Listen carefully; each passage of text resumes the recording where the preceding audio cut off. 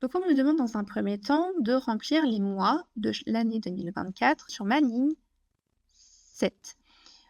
Donc là, ce que je vais avoir si je double-clique, c'est bien une date, le 1er janvier 2024. OK. Là, si je clique ici, j'ai février 2024.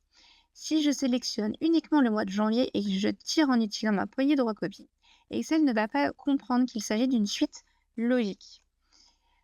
Le but pour Excel, pour pouvoir l'aider au maximum, c'est de sélectionner vos 2 premières données, donc janvier et février, et de glisser la poignée de recopie. Là, Excel va comprendre que c'est une suite logique que vous souhaitez. Donc là, j'aurai bien mes mois du mois de janvier au mois de décembre. Si je veux cliquer sur mes totaux pour calculer le revenu de vente, le revenu de location et le revenu entretien, là, je vais cliquer et je vais voir que c'est une somme qui est faite et qu'en plus, c'est bien une formule puisque ça commence par égal. Donc là, je n'ai pas besoin de sélectionner plusieurs données pour que ce soit logique. Excel va le faire automatiquement. Donc je sélectionne ma cellule N8 et je la fais glisser 2 étages en dessous afin que puisse être calculé le total de ma ligne 9 et le total de ma ligne 10. On me demande également de savoir mois par mois les totaux. Pour cela, si je double-clique, je vois bien ici qu'il s'agit d'une somme et qu'en plus c'est une formule puisqu'il y a égal. Ainsi, je n'ai pas besoin de prendre plusieurs données puisque c'est logique pour Excel qu'il comprenne que c'est les totaux mois par mois que je souhaite faire. Donc je sélectionne ma cellule B11 et je vais glisser sur la droite avec mon poignet de recopie. Et donc là, j'ai bien mes différents totaux mois par mois. Pour ce deuxième exercice, on me donne des dates, un total mensuel et ici le pourcentage des ventes.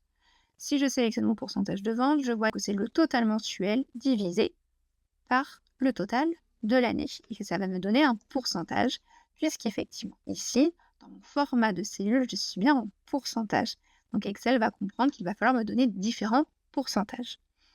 Pour cela, je n'ai juste qu'à cliquer sur ma poignée de recopie et donc du coup, ça va me donner les différents totaux. Plusieurs possibilités ici, soit vous double-cliquez sur la poignée de recopie et ça va vous donner différents éléments, soit sinon vous pouvez très bien prendre votre poignée de recopie et descendre comme vous l'avez fait juste au-dessus. Ici, on me demande encore une fois la variation de population. Donc ce que vous pouvez faire, puisqu'effectivement quand vous cliquez, vous voyez bien qu'il s'agit d'une formule qui commence par égal, donc c'est B34 moins C34. Et si je vais sur ma ligne du dessous, je vois bien qu'il s'agit d'une formule également et non d'une suite logique. Je vais donc pouvoir sélectionner ici ma cellule D36 et au choix, soit double-cliquer, soit sinon descendre automatiquement en faisant glisser,